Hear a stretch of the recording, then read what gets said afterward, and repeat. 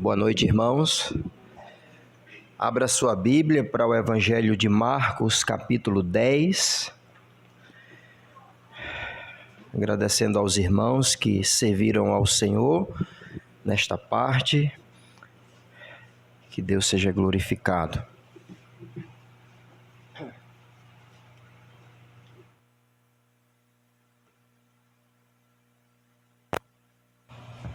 Marcos capítulo 10, e hoje eu tenho, irmãos, a pretensão de acabar com este capítulo, concluir o capítulo, melhor dizendo, porque a partir do capítulo 11, o Evangelho de Marcos, ele retoma como se fosse uma virada no livro, na narrativa, que é a última semana de Jesus antes da crucificação. Capítulo 11 começa Jesus entrando em Jerusalém, sendo ovacionado como rei, o Filho de Deus. E aí eu não queria me estender para o mês de maio, porque eu pretendo, a partir do próximo domingo, começar uma pequena série de 4 mensagens sobre a família. Então eu queria ver se a gente conclui o capítulo 10 hoje. Claro que se não for possível, não tem problema, mas eu peço a compreensão dos irmãos, se por acaso a gente forçar um pouco mais hoje aqui, enfim, que seja para a glória do Senhor e que seja de bom proveito para os irmãos. Então, capítulo 10, a partir do versículo 32, o Evangelho de Marcos mostra a última vez que Jesus fala sobre o seu martírio. O tema da mensagem hoje é rumo à cruz. Rumo à cruz. E nesse momento o Senhor Jesus Cristo se revela como o Filho de Deus que é necessário que ele seja crucificado, mas ao terceiro dia ele ressuscitará. Não é a primeira vez que Jesus diz isso, essa será a terceira vez, mas de forma específica, nesta terceira vez, os discípulos têm uma reação muito surpreendente, eu diria lamentável, que é a partir do versículo 35 ao 45, e aí finalmente vamos ver um exemplo de fé, em contraste com os discípulos de Jesus, o cego Bartimeu. Então, Jesus declara o seu propósito de vir ao mundo, 32 a 34, os discípulos reagem de forma negativa, 35 a 45, e um exemplo de fé, o cego Bartimeu, do versículo 46 ao 52. Eu peço que você, com fé, com atenção, em reverência à palavra de Deus, apesar do mensageiro, que você possa realmente abrir o seu coração e assim poder ouvir, para que Deus fale através da sua palavra. Nesse momento eu vou ler do versículo 32 ao 34 e depois a gente segue na leitura e também na explicação. Marcos 10, do 32 ao 34 diz: E ia no caminho subindo para Jerusalém. Atenção! E Jesus ia adiante deles, e eles maravilhavam-se e seguiam-no atemorizados. E tornando a tomar consigo os 12, começou a dizer-lhes as coisas que deveria lhes sobrevir, dizendo: Eis que nós subimos a Jerusalém, e o Filho do Homem será entregue aos principais sacerdotes, aos escribas, e será condenado à morte, e entregarão aos gentios. Versículo 34. E escarnecerão, e açoitarão, e cuspirão nele, e o matarão, e ao terceiro dia ressuscitará. Então esta é mais uma declaração de Jesus acerca do seu martírio, acerca do seu sacrifício. Jesus está agora resoluto que ele vai morrer. Aqui não é somente uma menção do fato, mas o texto deixa claro de que ele está a caminho para o patíbulo. Perceba o versículo 32, que Jesus está subindo a Jerusalém. E aqui, conforme os desdobramentos dos fatos, esta será a última semana de Jesus e ele vai ser crucificado na semana da Páscoa em Jerusalém. E o versículo 32 ainda diz, irmãos, atenção, que Jesus vai adiante deles. Preste atenção à sua Bíblia, versículo 32. O que é que isso quer dizer? Que Jesus ia adiante deles. A ideia, irmãos, é que Jesus está apressado, Jesus está resoluto, Jesus está convicto, Jesus está dando passos largos, à medida que a sombra da cruz se levanta cada vez mais ao Gólgota, Jesus está com a cabeça erguida, indo em direção a esta cruz. Irmãos, esse texto é muito importante, porque agora Jesus não está apenas discursando, ensinando aos seus discípulos sobre a cruz, como ele já tinha feito isso no capítulo 8, versículo 31, se você quiser ir para lá, dê só uma olhada, se não, ou capítulo 9, versículo 31 também. As duas primeiras vezes que Jesus falou sobre o assunto, ele mencionou a sua morte e atestou o fato de que após a morte ele ressuscitaria. Mas agora é diferente, o cenário é que o momento chegou. O Mestre, o Messias, o Filho de Deus, aquele que tem poder para curar, aquele que tem poder para salvar, aquele que tem poder para libertar, aquele que tem poder sobre, autoridade sobre os fenômenos naturais, aquele que tem autoridade da própria palavra, pois ele é a palavra encarnada, conforme a gente já tem visto aqui. Ele se coloca no caminho. E o texto é claro, o texto ele é explicativo quando diz que ele vai adiante dos seus discípulos. Não poderia ser diferente, irmãos. A reação dos discípulos, além de se admirarem com aquilo, perceba versículo 32, os discípulos ficam maravilhados com a pressa do Messias, com os passos largos do Mestre.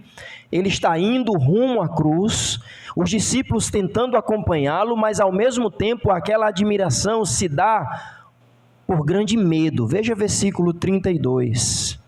Eles estavam então atemorizados. E por que eles estavam atemorizados? Porque eles sabiam que em Jerusalém havia um motim, havia um levante, havia uma rebeldia, havia um conchavo para matá-lo. Já era notório, já estava público que os fariseus, junto com outro grupo religioso chamado saduceus, junto com um grupo de profissionais da lei chamados escribas, e os sacerdotes e o sinédrio, estavam querendo matar Jesus. E Jesus sabia disso. E agora tinha chegado a hora. Até então ele dizia, não chegou a minha hora, não chegou a minha hora, mas agora chegou a hora. Era a última semana. E ele estava resoluto. Então, por isso que os discípulos olhavam admirados e, ao mesmo tempo, também atemorizados. Mas o que é que Jesus estava querendo dizer aos seus discípulos, ensinar aos seus discípulos? Que eles precisariam também seguir esses passos. Eles deveriam deixar a timidez. Jesus já tinha alertado a eles que isso haveria de acontecer, e aquele que não seguisse a sua cruz, aquele que não pegasse a sua cruz negando-se a si mesmo, não poderia segui-lo. Agora não era a hora de voltar atrás, agora não é a hora de dizer, Senhor, vamos sentar aqui, vamos rever os nossos planos, vamos ver se a gente tem um plano B. Não existe isso aqui no plano de Jesus, que no plano de Deus, né, de Jesus Cristo sendo Deus, não existe plano B. E o Senhor Jesus Cristo quer impingir na mente e no coração dos seus discípulos esta figura resoluta do mestre sofredor, dando passos largos, com a cabeça erguida, rumo à cruz, rumo a Jerusalém, para ser martirizado no lugar dos pecadores. E ele diz isso de forma muito clara. Veja, irmãos, versículo 33. Ele diz que, subindo a Jerusalém, o texto diz, eis que nós subimos a Jerusalém, e o Filho do Homem será entregue aos principais sacerdotes, aos escribas, e condenarão à morte, e o entregarão aos gentios. Das 3 vezes que Jesus fala sobre isso, essa é a mais detalhada. 8:31 e 9:31 ele menciona, mas não com tantos detalhes. E aqui ele fala, em primeiro lugar, ele usa um termo messiânico, Filho do Homem. Vocês devem lembrar, talvez devem lembrar, que esse título aparece muitas vezes no Antigo Testamento, principalmente no texto de Daniel, na profecia de Daniel e na profecia de Ezequiel. O Filho do Homem é uma profecia messiânica, quando o Messias, o Filho de Deus, reinará sobre a terra. Será um reinado para os homens. Aí, tanto Daniel como Ezequiel usa o termo para o Messias, o Filho do Homem, uma figura de linguagem para mostrar que o rei, ele vai estar entre os homens. E Jesus usa isso para si mesmo. Ele diz, o Filho do Homem, ele está falando dele mesmo, o Filho do Homem vai ser entregue. E aqui, irmãos, ele começa a descrever o seu martírio, o seu sacrifício. O texto diz que ele vai ser entregue na mão desses homens. Ele classifica esses homens, grupos religiosos da nação de Israel e também os gentios.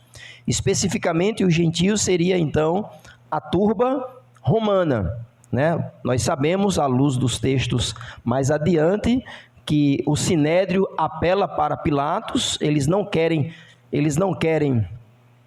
condenar Jesus à morte conforme a lei, até porque era uma condenação injusta, e eles fazem uso do Estado, né, do governo romano para crucificar Jesus. Vocês conhecem os desdobramentos aqui que a gente vai ver bem depois.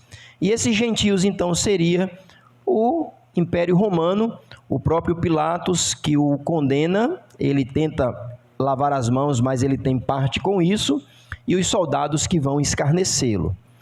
Interessante, irmãos, que no versículo 34 diz que ele vai ser escarnecido. É claro que a palavra escarnecer aqui, ela é genérica, não é? Para toda a humilhação que Jesus sofreu. Irmãos, a gente pode ler, reler, mas a gente não faz ideia a humilhação que Jesus sofreu naquela cruz. Às vezes dá-se uma ênfase ao seu sofrimento físico, e é verdade, inclusive ele até diz, o açoitarão. É verdade, Jesus foi açoitado pelos soldados romanos. O texto diz, inclusive, que eles cuspiram em Jesus. O texto diz, cuspirão nele e o matarão. Mas todas estas qualificações da cena é totalmente resumida, irmãos, para o que de fato Jesus passou.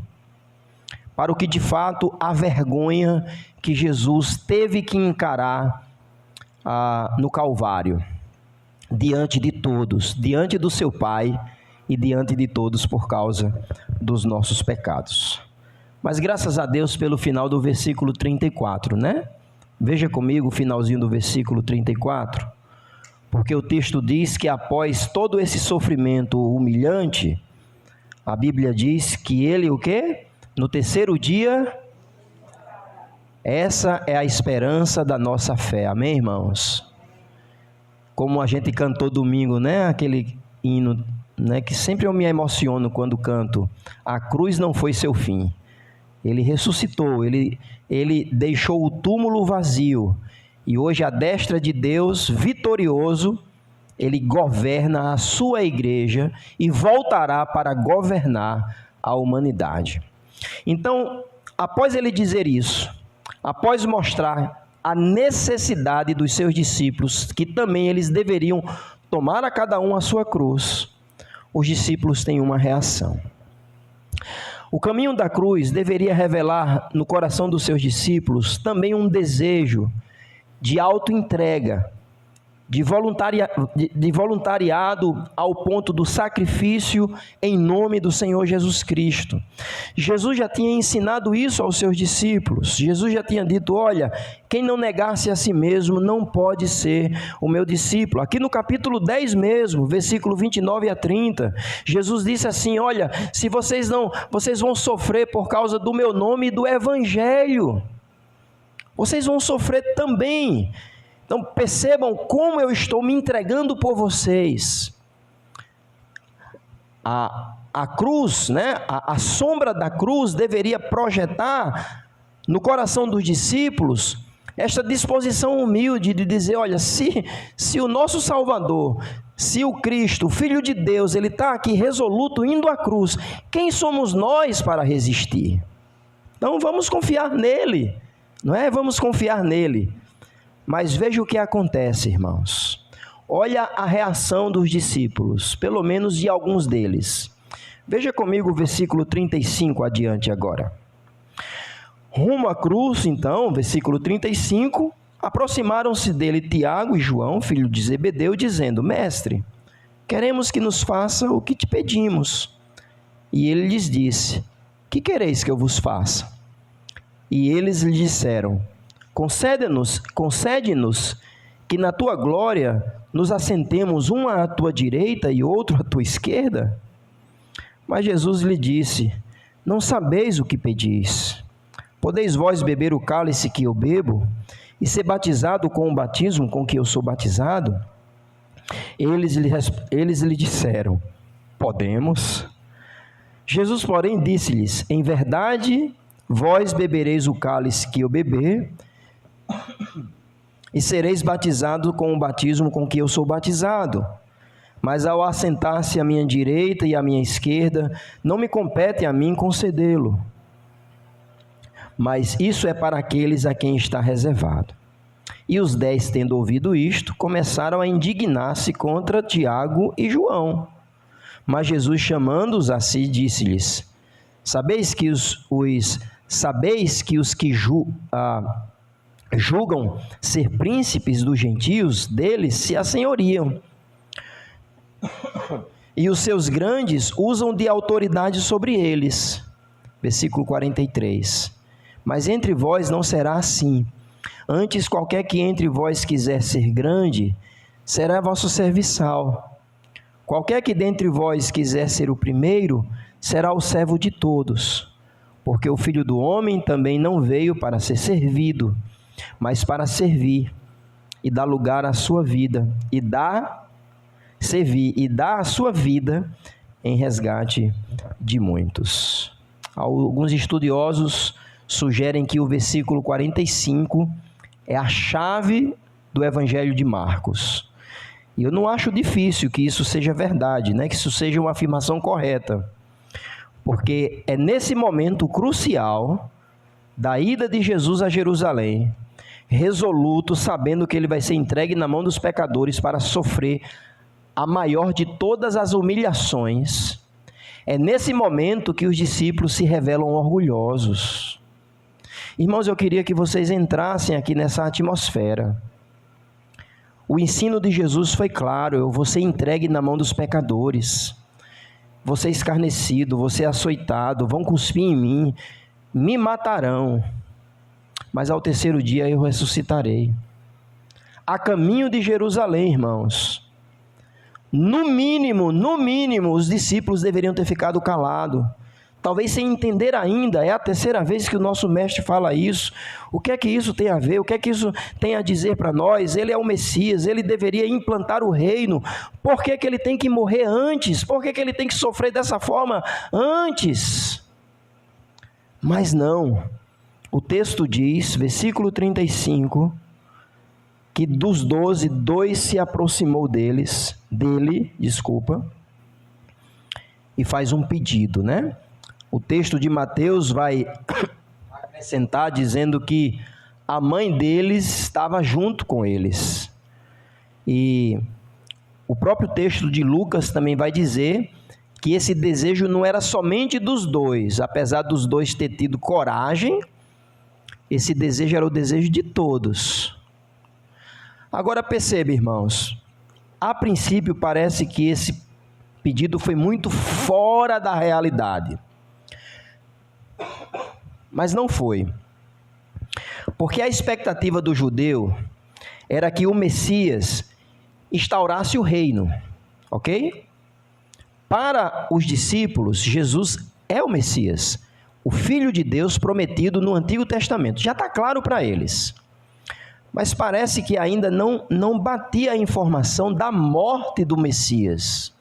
Mesmo ele dizendo, vou ressuscitar, vou vencer a morte, para eles isso não batia ainda.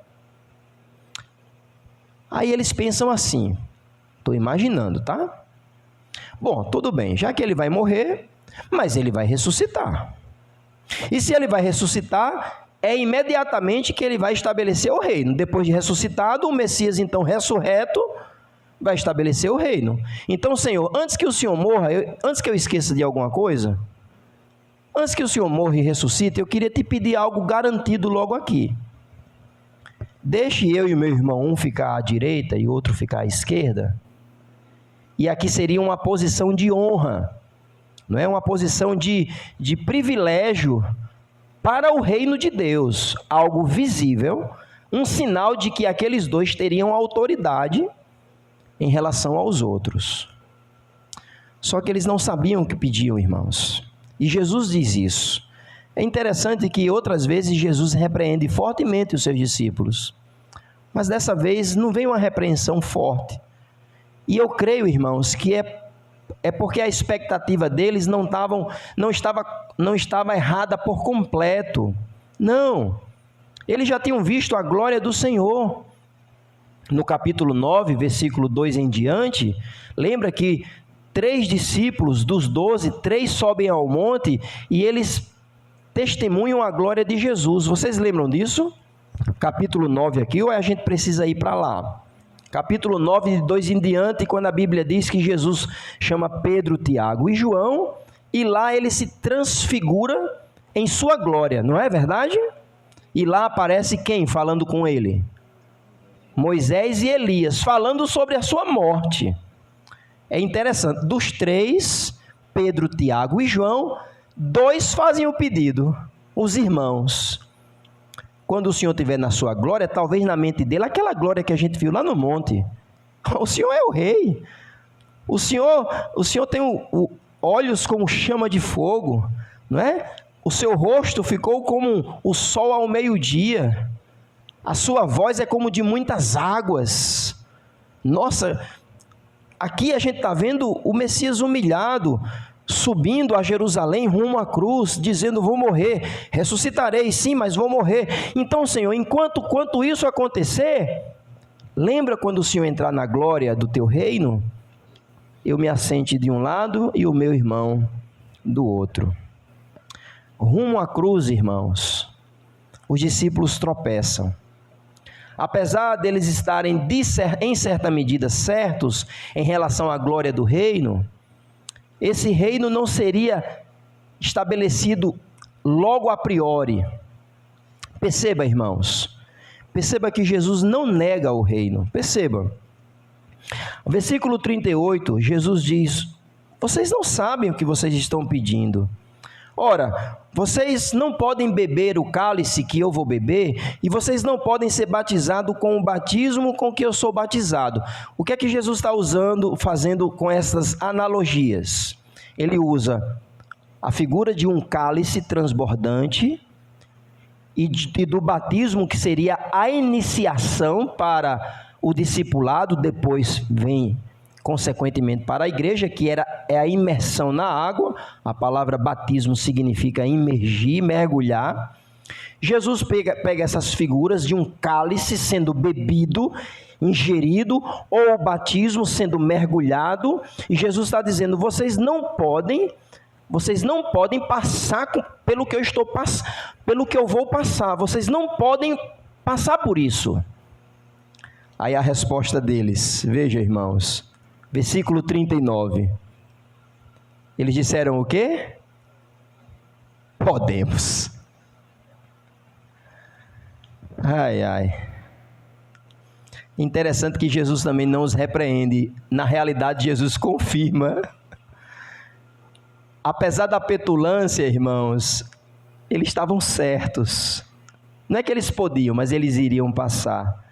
Jesus diz no versículo 39, em verdade, vós bebereis o cálice que eu bebi e sereis batizados com o batismo com que eu sou batizado. Deixa eu dizer isso aqui a vocês.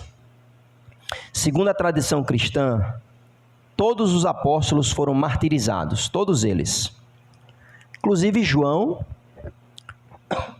a gente até sabe que ele foi exilado na ilha de Patmos. Você pode ler Apocalipse capítulo 1, que você vai ver isso claramente, por causa da palavra de Deus.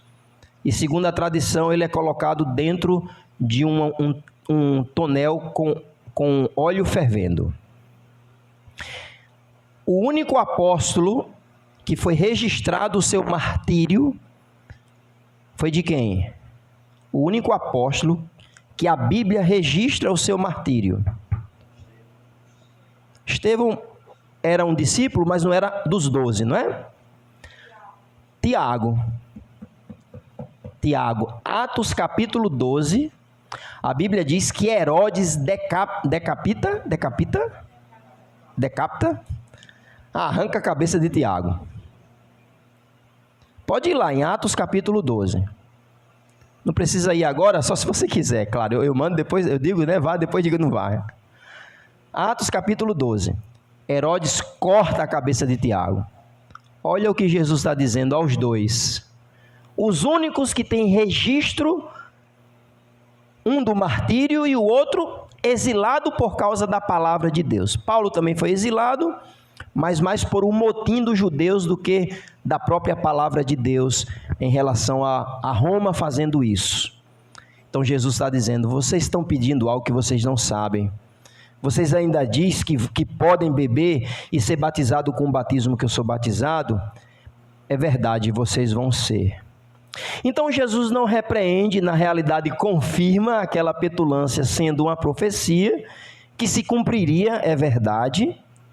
Mas veja, irmãos, versículo 40, atenção ao verso 40, aí ele faz um contraste, mas o assentar-se à minha direita e esquerda não me pertence a conceder, não compete a mim, está reservado para pessoas. Perceba, irmãos, quem será que vai sentar à direita e à esquerda de Jesus? Quem será que vai sentar? Porque o texto diz que está reservado para alguém, concorda? Vocês concordam comigo ou eu estou lendo errado? Vamos ler o texto. Versículo 40. Assentar-se à minha direita ou à minha esquerda não me pertence a mim concedê-lo, mas isso é para aqueles a quem está reservado. Então, pessoas vão sentar do lado do rei Messias, na glória dele, um à direita e outro à esquerda, concorda? Está claro, irmãos. Mas quem será? Talvez eu e você pensamos, será que não sou eu? Quem garante? Ah, pastor, é uma petulância muito grande, mas o nosso coração é petulante, irmãos. No fundo, a gente não quer a cruz. No fundo, se nós examinarmos a nós mesmos, nós queremos a coroa, nós queremos o banquete, nós queremos sentar um à direita e outro à esquerda de Jesus. Jesus não repreende aqueles discípulos, mas ele diz, não compete a mim escolher quem vai assentar-se ao meu lado. E aí no versículo 41, rumo à cruz, os demais discípulos ficaram indignados com Tiago e João. Veja comigo o versículo 41. Mas sabe de uma coisa, irmãos? O próprio Jesus sabia que eles também queriam. Se vocês olharem comigo, veja, volte um pouquinho ao capítulo 9. Capítulo 9, versículo 33 e 34. O texto diz que quando eles chegaram em Cafarnaum, 9, 33 e 34, entrando em casa, perguntou-lhes que estavas discutindo entre eles, entre vós, pelo caminho. Veja o versículo 34. Eles calaram-se, porque pelo caminho tinham disputado entre si qual era o... Opa! Já era uma discussão entre eles. Quem é o maior? Quem vai ter a primazia? No reino da glória do mestre, quem vai sentar um à direita e o outro à esquerda? Tiago e João, tendo mais coragem do que os outros, quando ouviu que ele disse mais uma vez que ia morrer e ressuscitar, eles disseram: é agora. Antes que isso aconteça, Senhor, concede-nos os lugares de honra, um à direita e outro à esquerda. O tropeço dos discípulos rumo à cruz, irmãos, revela que às vezes as nossas motivações estão erradas. Às vezes a gente vem para este culto, às vezes fazemos coisas para o Senhor, e tem certas coisas que fazemos para Deus que está certa. Eu diria, muitas delas estão corretas, mas com as motivações erradas. A cruz, o caminho da cruz deve fazer com que a gente avalie o nosso coração, se de fato o que nós fazemos para o Senhor, e não para nós mesmos, e não para uma ostentação para outros, por interesse pessoal, por barganha com Deus. Está vendo, Deus? Eu estou fazendo isso, mas, meu lugarzinho lá nasceu à direita, viu? As nossas motivações, irmãos. Os discípulos não estavam errados, é verdade. Tem pessoas que vão sentar uma à direita e a outra à esquerda de Jesus, é verdade. Vai ter um reino messiânico, não vai, irmãos, ou não?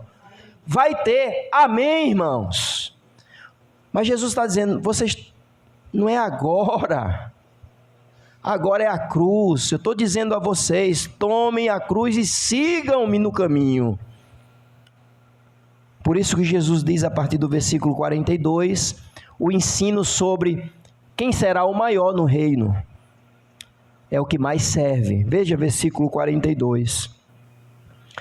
Mas Jesus, chamando-os a si, mais uma vez ele chama a si, porque no versículo 33 ele também chama, 32 e 33, né?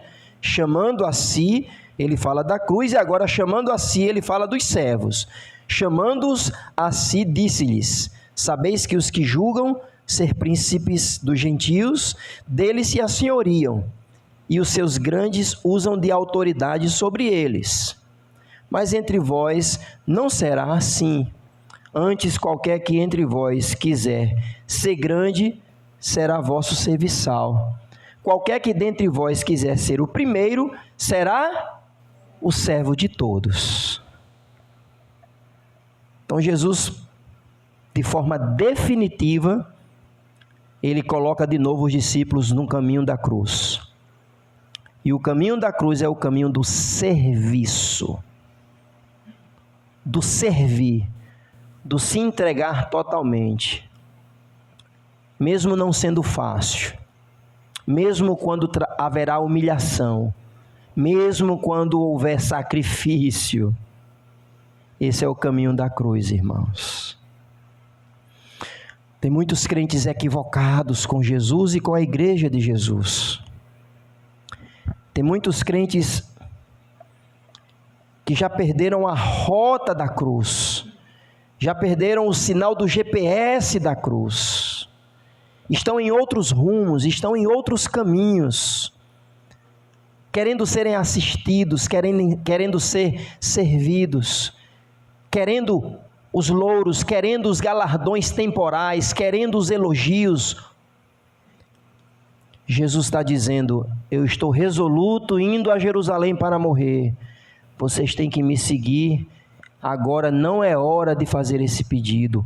Haverá um momento onde vai ser dada a honra para um e para outro. Não vou nem falar sobre quem é. Não é esse o momento. Mas com vocês, o rumo à cruz, o caminho para Jerusalém, o caminho para a cruz é de servir uns aos outros. Então, se vocês quiserem ficar um à direita e um à esquerda, comece servindo, comece se entregando, Comece se colocando como um serviçal. Versículo 42 e 43. Os valores do reino de Deus é diferente dos valores do mundo. O mundo valoriza uma autoridade soberba, um líder déspota. Quanto mais carrasco, ou quanto mais, como é que eu posso dizer, exigente, quanto mais rígido a sua liderança, talvez o mundo valorize. Eu sei que existem conceitos até mundanos que falam de um líder servo. Pergunta isso no mundo corporativo. Na palestra é bonito demais o palestrante dizer que o líder deve arrastar o exemplo fazendo. Coloca um CEO lá para ver se ele faz. É na caneta, é no que ele quer. E está certo, é o mundo. O texto diz aqui, o mundo é assim, irmãos. O mundo é pragmático, o mundo é para o que dá resultado. Então, se um CEO, um gerente, seja lá quem for, que está à frente de alguma coisa, seja como for, ele faz funcionar, ele vai ter valor. Mas Jesus está dizendo que o reino de Deus é diferente do mundo, porque quem se destaca na liderança, quer ser líder, quer ter destaque, quer ter a primazia, você está disposto a colocar o avental de servo? Tem muitos pastores, tem muitos colegas pastores que têm medo de se colocar como um servo. Eu nem entendo isso. Jesus não está falando contra a liderança pastoral, contra a liderança na igreja ou em casa, como o marido, a esposa, os filhos se submetendo àquela estrutura familiar que Deus estabeleceu. Há espaço na Bíblia, irmãos, para liderança em vários ambientes. Mas, sobretudo, o líder bíblico, ele é o servo de todos. Ele está disposto a ir rumo à cruz, resoluto, na frente. O líder tem que ir à frente. Não é que ele quer morrer. A questão é, se for necessário morrer, ele morre. E assim somos nós, irmãos, em todas as áreas da nossa vida. Às vezes a gente quer o bônus, mas não quer o ônus do serviço ao Senhor. Por isso que Jesus disse, veja versículo 45. Porque o Filho do Homem, mais uma vez ele cita um título messiânico, porque o Filho do Homem também não veio para ser servido, mas para servir e dar a sua vida em resgate de muitos. A palavra resgate é muito importante aqui. É uma palavra do mundo contábil. Essa palavra aparece no livro de Levítico e de Números 74 vezes, resgatar. Por meio das ofertas, dos sacrifícios. E a ideia é alguém pagando um preço para libertar ou comprar algo, principalmente na feira, comprando um escravo para poder depois libertá-lo. Essa é a ideia. E Jesus está dizendo no versículo 45, eu vim para isso. Eu vim resgatar, comprar na feira os escravos. E qual vai ser o preço que eu vou pagar, irmãos? Qual vai ser o preço? Qual vai ser o preço? A sua própria vida. Por isso que ele disse no versículo 33 e 34, eu morrerei, mas ressuscitarei. O que Jesus queria é que os seus discípulos seguissem os seus passos, e não os passos trôpegos do mundo, mas ele queria que os seus discípulos seguissem-os assim, e de fato eles seguiram depois, eles se entregaram ao ponto de sacrificar-se por causa de Jesus. O caminho da cruz nem sempre revela um coração disposto a servir e pagar o preço. Muitas vezes o caminho da cruz revela o nosso egoísmo, revela as nossas más intenções na obra de Deus. Aí vem o terceiro ponto, que é o cego Bartimeu, que eu já preguei uma mensagem aqui não muito tempo nesse texto. Pastor, mas o que é que tem a ver? Tem tudo a ver, irmãos. Vocês vão perceber que aqui é uma sequência e o cego Bartimeu se coloca como um contraste dos discípulos. Veja comigo, versículo 46. E vieram para Jericó, e saindo de Jericó com seus discípulos, uma grande multidão, Bartimeu, cego, filho de Timeu, estava assentado junto do caminho, mendigando. E ouvindo que era Jesus de Nazaré, começou a clamar e a dizer: Jesus, filho de Davi, tem misericórdia de mim. E muitos o repreendiam para que se calasse. Mas ele clamava cada vez mais: Filho de Davi, tem misericórdia de mim. Jesus, parando, disse que o chamasse. Chamaram o cego, dizendo-lhe: Tem bom ânimo, levanta-te, que ele te chama. Ele, lançando sobre sua capa, levantou-se e foi ter com Jesus. Jesus, falando, disse-lhe: Que queres que eu te faça? Atenção a essa pergunta, tá? Que queres que eu te faça? E o cego lhe disse: Mestre, que eu tenha vista.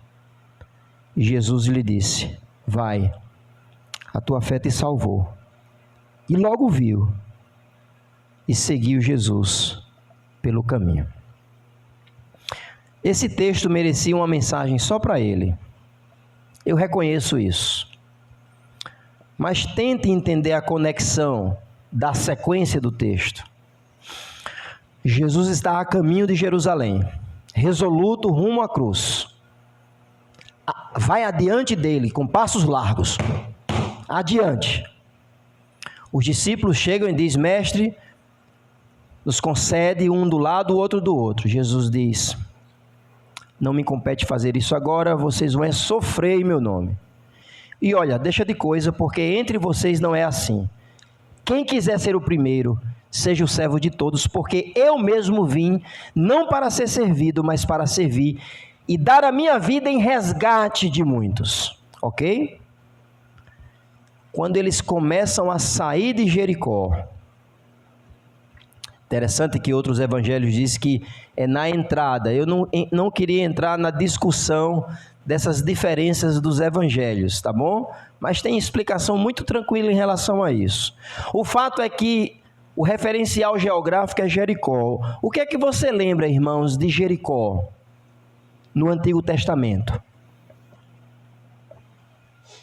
O que é que você lembra de Jericó? Foi a primeira cidade que Josué ia entrar com as tribos para a distribuição da terra. Lá estavam os cananeus. E a região de Jericó, Jericó seria como que a capital de Canaã, dos cananeus. E aí tem aquele milagre, onde as muralhas quase intransponíveis de Jericó caem. E o povo de Israel entra, e ali começa então a incursão para o estabelecimento do povo na terra prometida. Jesus está indo a Jerusalém. Antes dele entrar em Jerusalém, ele passa por Jericó.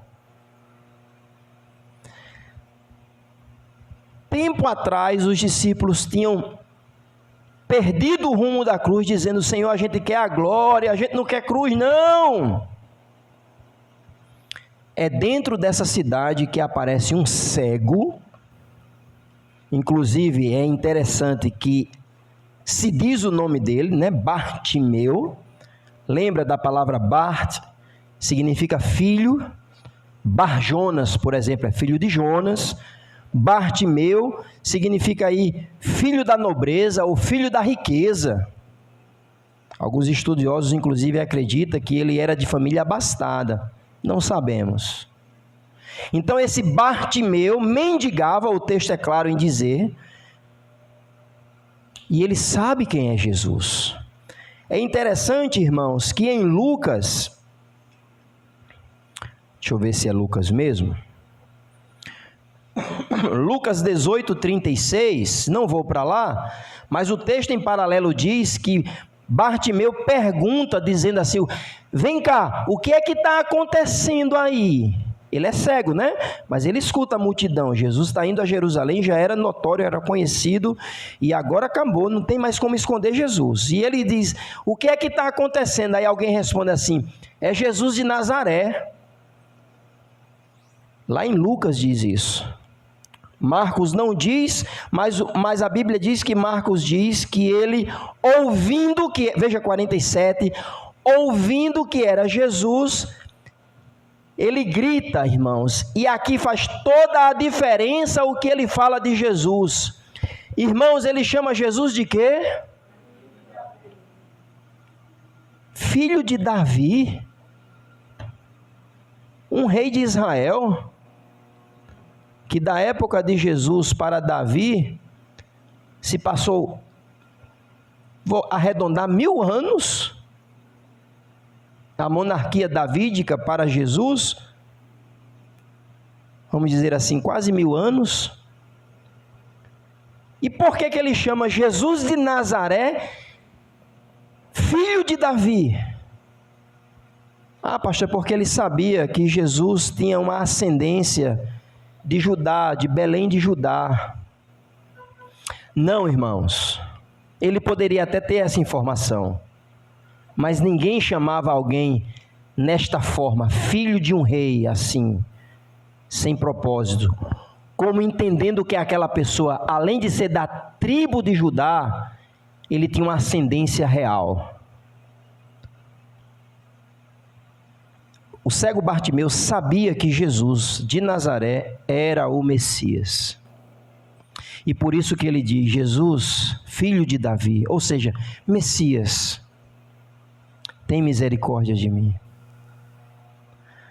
Ah, irmãos, não era isso que Jesus queria ouvir dos discípulos? Será? Faça um contraste com os 12. Jesus pega os 12 e diz: rapaz, eu vou morrer, mas eu vou ressuscitar. Se eles se tivessem dito isso: ah, Jesus, filho de Davi, tem misericórdia de nós. Mas o que é que eles pedem? Um à direita e outro à esquerda.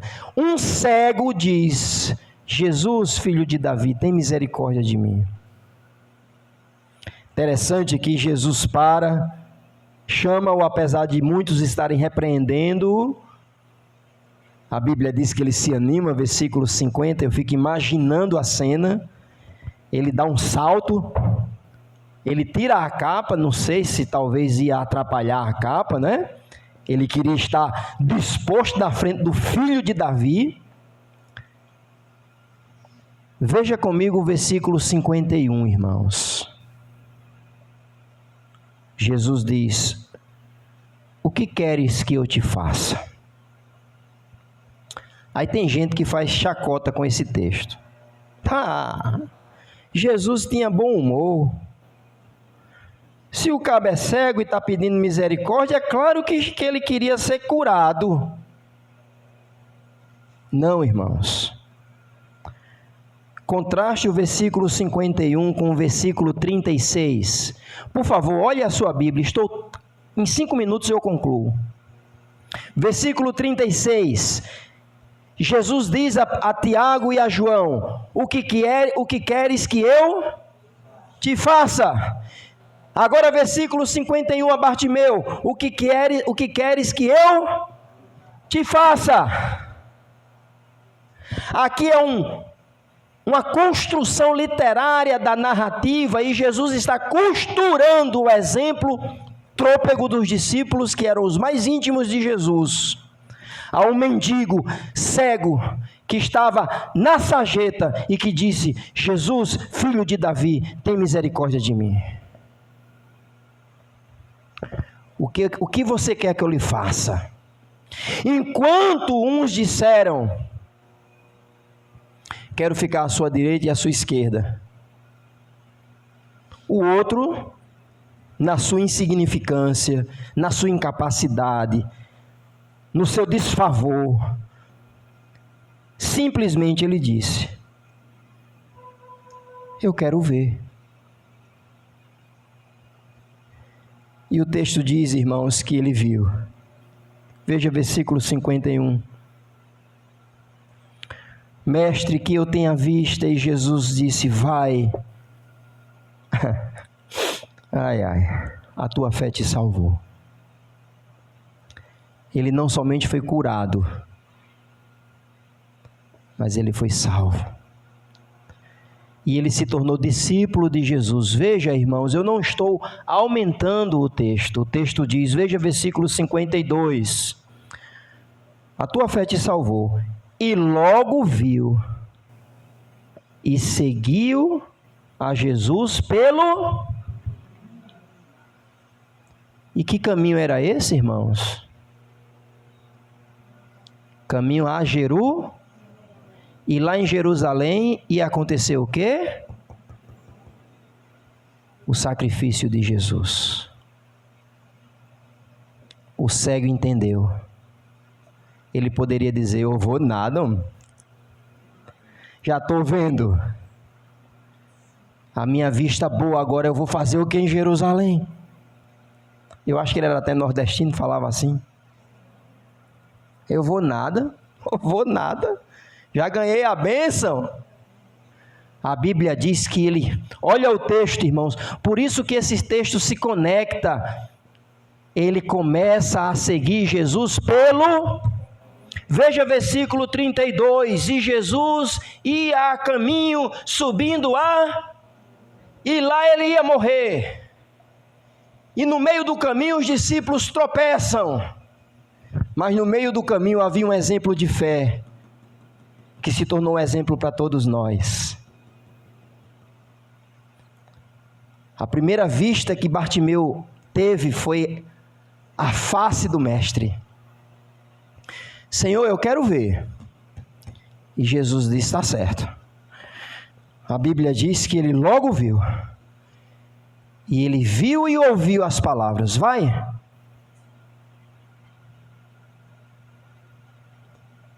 Veja, irmãos, Jesus não obriga ele a segui-lo. Ele diz: vai, a tua fé te salvou. Pronto, está aí. Você recebeu, ok. Não, Senhor. Não.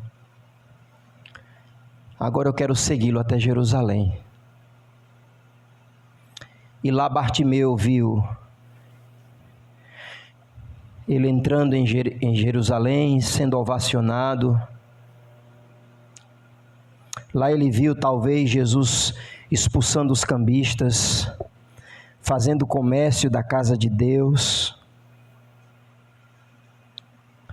Talvez lá ele viu o alvoroço da Páscoa, dizendo que Jesus estava lá. Talvez ele viu a procissão, a romaria, seguindo, quando Jesus sai do Sinédrio e vai até Pôncio Pilatos, já açoitado. Talvez Bartimeu estava vendo tudo isso.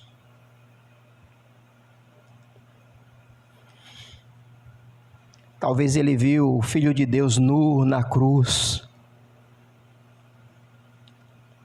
Que total humilhação. O cego viu, mas ele seguiu no caminho da cruz. Simplesmente que ele disse: tem misericórdia de mim, filho de Davi. Rumo à cruz, irmãos. Talvez o que precisamos hoje é: tenha misericórdia de mim, filho de Davi, para que eu possa continuar te seguindo no caminho. Tenha misericórdia de mim. Quem é Jesus? Jesus é o Filho de Deus, o Filho do homem, que era necessário ir à cruz, em passos firmes, largos e dispostos, para se entregar em resgate de muitos. quem é Jesus. Jesus é o Rei dos Reis, que há de reinar. E pessoas sentarão um à sua direita e outro à esquerda. Mas rumo à cruz, Jesus está dizendo, agora não é momento para isso. Momento para que vocês possam servir uns aos outros. Jesus é aquele que sonda os nossos corações e conhece as nossas motivações. Jesus é o Filho de Deus, que nos coloca como o exemplo supremo, irmãos. Eu não posso ser servido. Se o próprio Filho de Deus veio para servir, quem sou eu para ser servido? Jesus é o filho de Davi, o Rei dos Reis, o Senhor dos Senhores, que deu vista a um cego e que agora, a partir de então, esse cego se torna testemunha ocular do sacrifício e da ressurreição de Jesus. Claro que eu afirmo isso por uma inferência. O texto não fala mais de Bartimeu, mas uma coisa eu sei, versículo 52, ele poderia ter ficado em Jericó, mas ele seguiu Jesus no caminho. Eu gosto de pensar que Bartimeu se tornou um grande discípulo de Jesus, porque a fé dele o salvou. Se Jesus é o Filho do homem, Jesus é o Filho de Deus, Jesus é o Filho de Davi, a pergunta que eu lhe faço é: quem é você rumo à cruz? Você é um interesseiro? Você está buscando Jesus somente para estar ao seu lado direito ou à esquerda no banquete? Quem é você rumo à cruz? Você é alguém que quer apenas os bônus do Evangelho, mas não quer os ônus? Você quer uma coroa e não a cruz? Quem é você? Você é aquele que está sempre pronto a ser servido e que até reclama quando não servem você bem? Ou você é um cego que agora vê em Jesus e que todo dia clama: tem misericórdia de mim, Senhor, para que eu possa te seguir no caminho. Tenha misericórdia de mim. Que nesta noite, rumo à cruz, possamos ser aqueles que éramos cegos e seguimos a cruz, e não aqueles que achavam que estavam vendo tanto, mas queriam apenas, nesse momento, glória, fama e os bônus do reino. Obrigado, Senhor, por tua palavra, por esse texto, apesar de muito inapropriado, tantas coisas ficaram para trás, mas que o Senhor nos ajude. O caminho da cruz já foi feito, o Senhor já estabeleceu, já cumpriu, já ressuscitou, e hoje nos aguarda para que, olhando para o Senhor, que é o autor e consumador da nossa fé, também venhamos a tomar a nossa cruz, a não fazer expectativas erradas do que é seguir o Senhor, a realmente entender o que é o discipulado, cegos mendigos que agora podem ver na face de Cristo a glória do reino que ainda há de vir, e que pela fé possamos seguir no caminho, seguindo Jesus. Senhor, tira do nosso coração o orgulho, o senso de justiça, o querer ser mais do que os outros. Senhor, coloca no nosso coração o avental, o serviço, o amor altruísta, o desejo de honrar apenas a Jesus e a sua cruz. Porque se fizermos isso, glorificaremos o nosso Senhor. Se Ele mesmo veio para servir, quem somos nós fazendo o contrário? E eu peço também por aqueles que não têm Cristo ainda como Salvador, Que hoje seja, ó Deus, o dia da sua salvação. Que não possam buscar Jesus apenas por um escape terreno, por um alívio circunstancial, desencargo de consciência. Que quem não tem Cristo hoje, ainda estando cego, possa dizer: Jesus, Rei dos Reis, Filho de Davi, tenha misericórdia de mim. Para que saia daqui hoje vendo não somente Jesus pela fé, mas o caminho da cruz, e a partir de então seguir e servir até o final. Que hoje seja o dia da salvação daqueles que ainda estão em trevas. É assim que eu te peço, Senhor, no nome do Filho de Deus, do teu Filho, Senhor, do Filho do homem, do Filho de Davi, no nome de Jesus. Amém e amém.